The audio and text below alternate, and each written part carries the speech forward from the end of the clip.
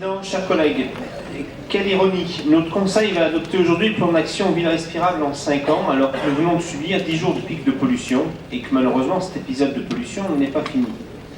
Plusieurs groupes dans cette Assemblée vous demandent depuis de nombreuses années d'améliorer concrètement la qualité de l'air que nous respirons quotidiennement, alors nous nous réjouissons qu'enfin les choses bougent.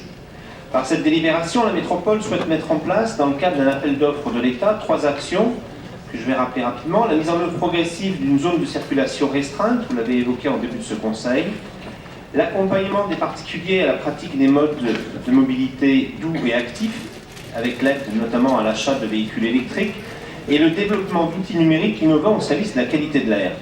C'est bien et nous approuvons ces actions. De même, nous approuvons le versement d'une prime aux ménages qui achèteront un chauffage au bois performant. Mais la crise de santé publique que nous subissons actuellement démontre clairement qu'il faut aller plus loin pour prévenir la pollution de l'air. Les élus UDI approuvent la décision de M. le Préfet de mettre en œuvre la circulation alternée. En effet, les transports sont à l'origine de 26% de la pollution atmosphérique de l'air. Grâce à la circulation alternée, c'est 20% de pollution en moins et jusqu'à 6% de baisse des taux de particules fines. Face à ce pic de pollution, vous l'avez rappelé, la métropole a proposé 1 heure de gratuité des services Bluely et Vélove, l'abaissement des limitations de vitesse et la recommandation d'utiliser les modes doux et les transports en commun. C'est bien, mais ce n'est pas suffisant. Premièrement, la grève des TCL. Oui, bien évidemment, le droit de grève est un acquis, le droit de grève est un droit, mais on ne peut que regretter que cette grève, qui a commencé pratiquement en même temps que l'épisode de pollution, n'ait pas été reportée pour des raisons sanitaires par les organisations syndicales. On ne peut que regretter également que les efforts réalisés par Keolis et les syndicats pour éviter la grève lors de la Coupe d'Europe n'aient pas été mis en œuvre pour la santé des Lyonnais. Deuxièmement, durant la totalité du pic de pollution, la métropole n'a pas ouvert de parc relais temporaire supplémentaires, pas donné d'informations au niveau des axes autoroutiers, signalant ces parkings gratuits, indiquant la capacité encore libre dans ces parkings et indiquant également le temps nécessaire depuis ces parkings pour accéder à Lyon en transport en commun. Un exemple, le parc relais Les Panettes, desservi par le tramway T3, d'une capacité de 4000 places pour les jours de match, est resté plafonné aux 590 places du parc relais. Plus grave à mon sens, et l'on rejoint les engagements qui sont inclus dans le plan Oxygène, les outils numériques de mobilité du Grand Lyon, OmniMove, Optimode, sont restés silencieux. Pas d'informations sur les solutions alternatives, personnalisées, ont été proposées. On se demande à quoi sert l'argent que notre collectivité a investi dans ces outils.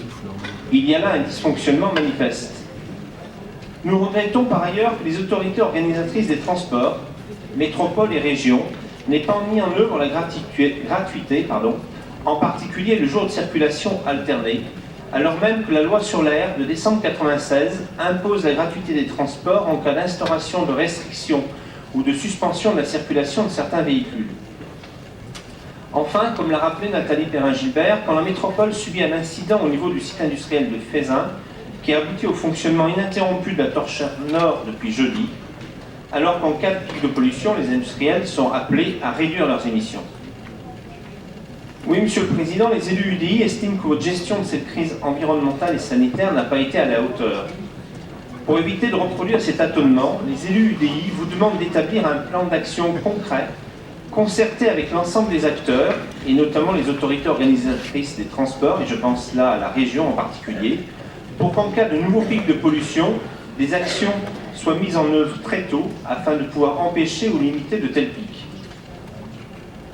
Pour nous, il convient de prévenir et non de guérir. Aussi, nous regrettons le manque d'ambition du PIDU adopté vendredi dernier par le Citral. Nous regrettons notamment l'absence dans ce plan de la mise en place de certificats qualité de l'air pour les véhicules, même si effectivement, vous l'avez annoncé, ils seront dans le plan Oxygène. Mais des villes comme Paris ou Grenoble sont bien en avance par rapport à nous, puisque Grenoble va tester l'utilisation de ces certificats qualité pour réguler la circulation en cas de pic de pollution.